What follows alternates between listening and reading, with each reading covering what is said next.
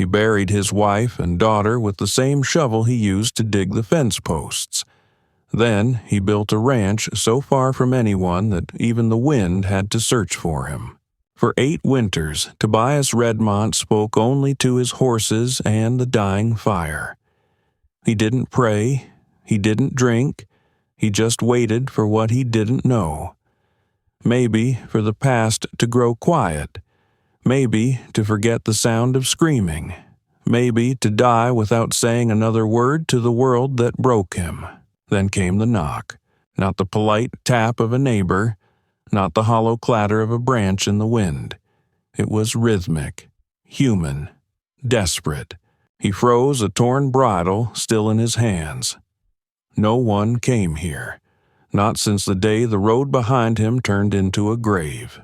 The knock came again, louder, sharper, and then voices. Not English, but a language Tobias hadn't heard since the morning he dug 2 holes behind the barn. Apache. His hand shot up to the rifle above the hearth before his thoughts caught up.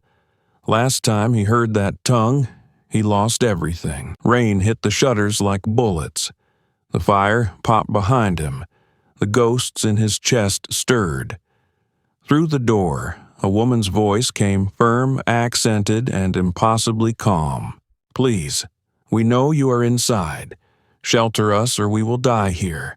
And if we die, they will kill you too." Tobias didn't move. But inside, something cracked. Kindness had cost him everything once, but letting them die might cost him what little humanity he had left.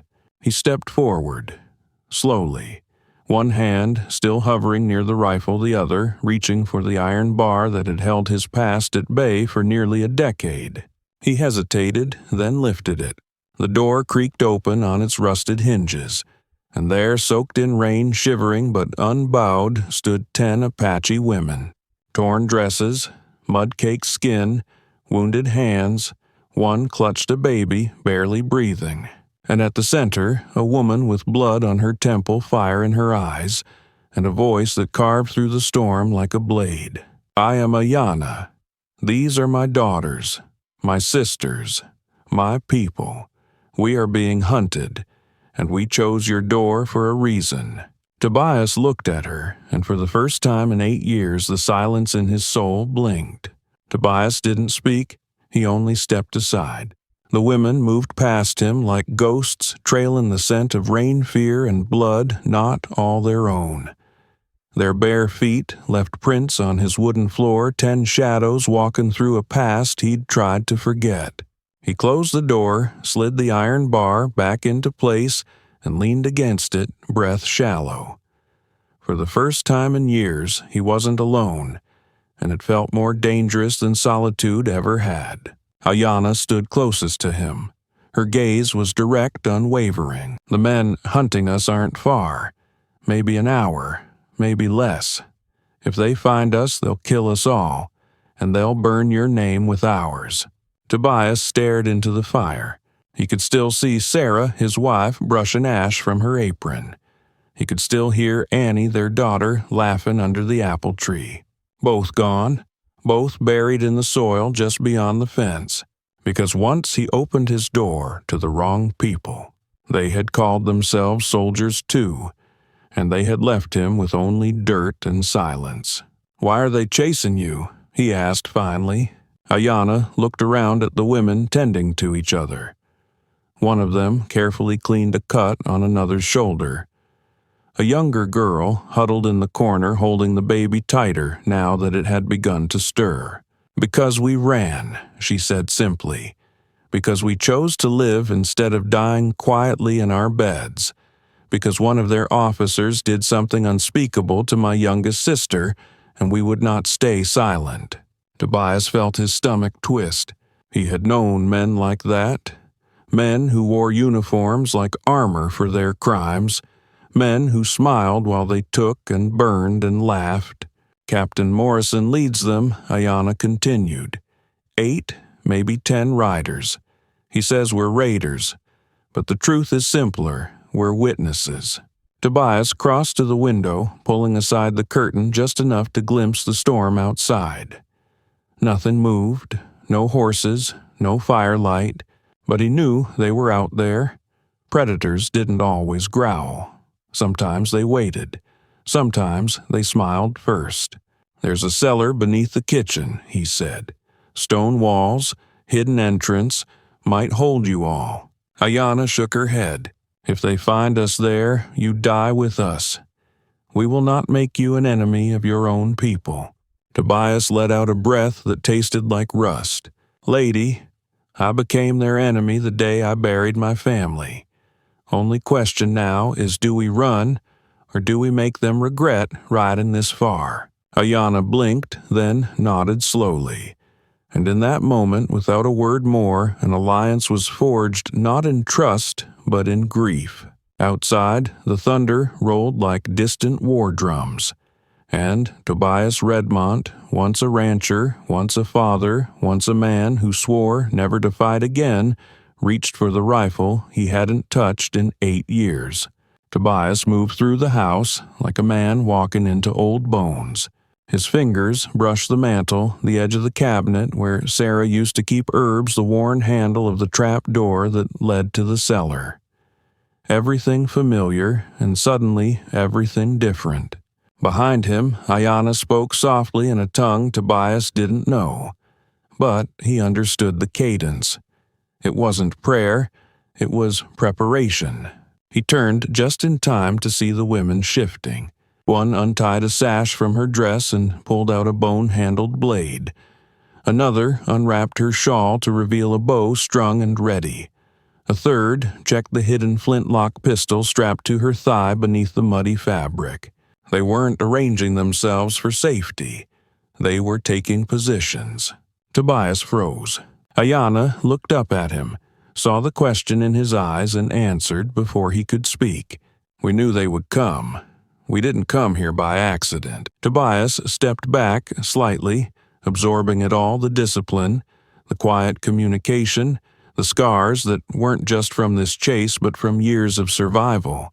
"You're not refugees," he said. Ayanna's lips curled, not quite a smile. "We never were. But frightened women are easier to ignore, easier to underestimate. Morrison believes he is chasing victims. He will find something else." From outside came the faintest echo, a horse's nervous whinny, the creak of saddle leather, the squish of mud under heavy boots. Tobias grabbed the rifle from the wall and checked the chamber. 8 bullets. 8 years since he'd needed more than one. "They'll come from 3 sides," he said. "North Ridge, West Field, and the blind side by the well. If they've scouted at all, that's what they'll do." Ayanna nodded. "The well, one of them helped hold my sister down there." Her voice didn't crack. Her eyes didn't blink. But the blade in her hand seemed to grow sharper in the firelight. Tobias turned toward the back room where the youngest of the group still held the baby. She wasn't hiding anymore. She was guarding an ember of life. "We fight here?" he asked. "If we run, they follow forever," Ayanna said. "If we hide, they burn us out. But if we end this tonight, maybe the hunt dies with them." Tobias paused, then gave a short, grim nod. "Then let's ruin their night." Outside, lightning cracked the sky wide open. In its white flash, Tobias caught a glimpse of figures moving just beyond the fence-line shadows with guns creeping through the storm. Inside the cabin, 10 women shifted from hunted to hunters. And Tobias Redmont, once broken, once buried, found himself standing not among victims but beside warriors who'd come to finish a war. The wind shifted. The horses outside went still. The fire in the hearth crackled once as if sensing the change. Then came the voice. "I know you're in there, rancher. Open the door and we'll make this quick." Morrison, arrogant, calm, certain of victory. Tobias didn't move. He stood near the front window rifle, ready eyes fixed on the entrance. Beside him, Ayanna blended into the shadows like smoke. 3 other women took silent positions around the room, not hiding but waiting. In the back, 2 younger women cradled the baby, their blades sheathed but hands steady. They weren't afraid, just focused. Outside, boots splashed in the mud. Soldiers whispered, circling the house. "Captain Morrison will enter through the front," Ayanna said. "He likes to see the fear in people's eyes. His men will flank from the sides and rear." Tobias nodded. "We'll give him something else to see." Ayanna reached into her coat and pulled out a small mirror, polished and curved, the kind used to signal across long distances. "When I flash this, take him." Tobias's mouth twitched. "You've done this before." She didn't answer. She didn't need to. A heartbeat passed. Then the door exploded inward. Morrison kicked it open like a man expecting screams. Instead, he found himself staring down the barrel of Tobias's Winchester. His eyes widened, not in fear and confusion. This wasn't how it was supposed to go. In that single blink of hesitation, Ayanna lifted the mirror. It flashed once in the firelight. Then the house erupted, not in noise but in movement. The blade of the woman near the stairs whispered through the air and found a throat. Another woman pulled a hidden pistol from her dress and fired once clean-controlled final.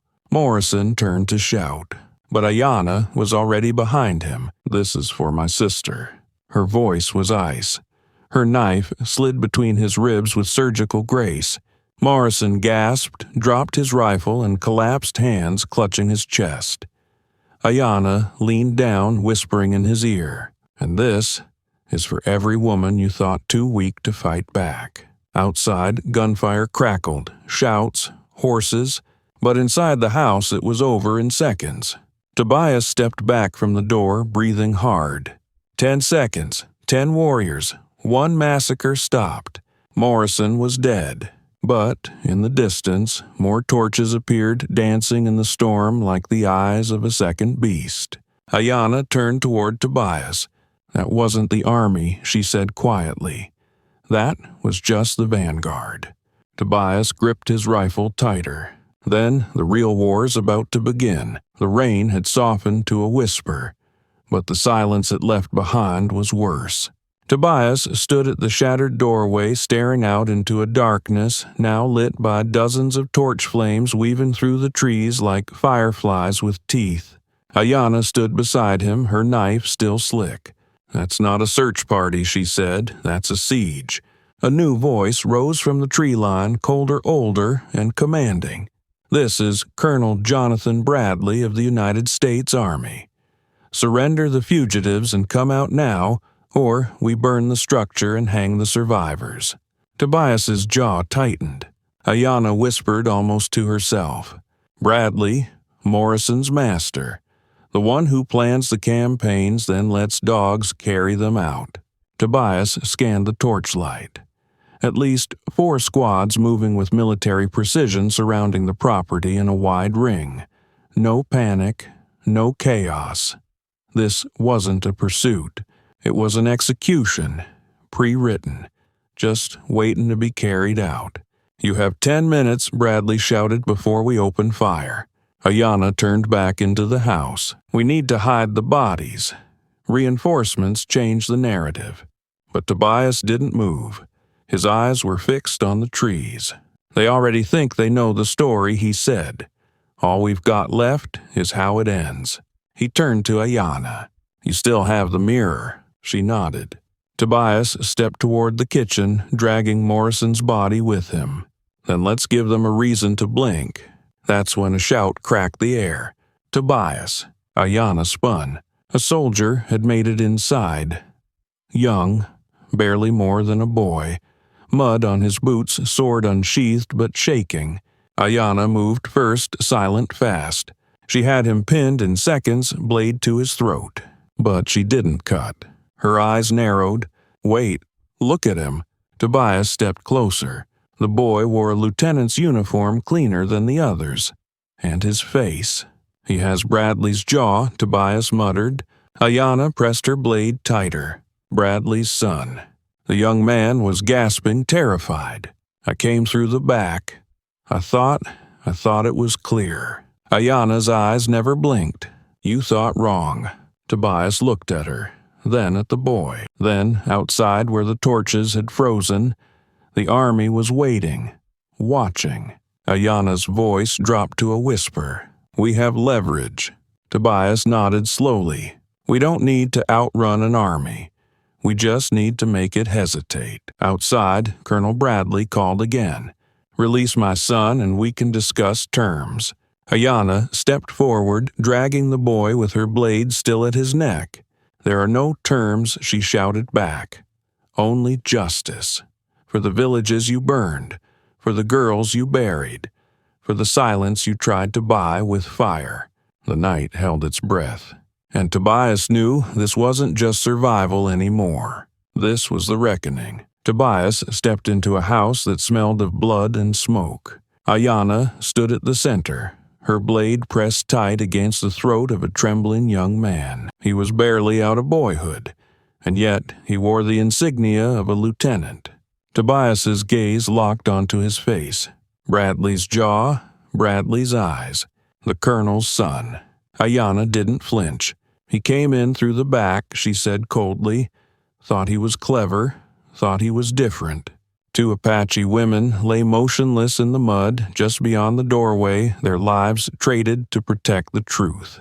Tobias stepped closer. "Name?" "Andrew." "Andrew Bradley," the young man stammered. "How old?" 19. Tobias's voice dropped. "Same age as the cook's daughter who just ran through a storm with her baby. Same age as the girls your captain murdered and your father buried with paperwork." Andrew's eyes flickered. Shame started to creep in. I didn't know. I thought we were stopping raiders. My father said." "Your father lied," Ayana snapped. "We were farmers. We raised children. We traded honestly. But peace doesn't fund promotions." Tobias looked between them, then out the shattered door, where Bradley's torches now formed a perfect ring around the house. "If we kill him," Ayana said, "they'll call it savagery. Justify 10 more raids. If we let him go," she added, "he runs back to the devil who raised him." Tobias shook his head. "No, he testifies. He's not just a son. He's a soldier. If he speaks, if he tells them what happened here, he becomes our weapon." Andrew looked between them, terrified. "You want me to betray my father?" "I want you to tell the truth," Tobias said.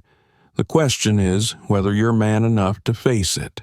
Outside, Colonel Bradley's voice roared through the dark. "Release my son, or we raise the house." Ayana dragged Andrew toward the doorway, blade still grazing his skin. "You want your boy," she shouted. "Then listen to his voice as he speaks your sins." Suddenly, new lights broke through the tree line, not torches, but lanterns. Not cavalry, but investigators. Federal marshals. For the first time, Bradley hesitated.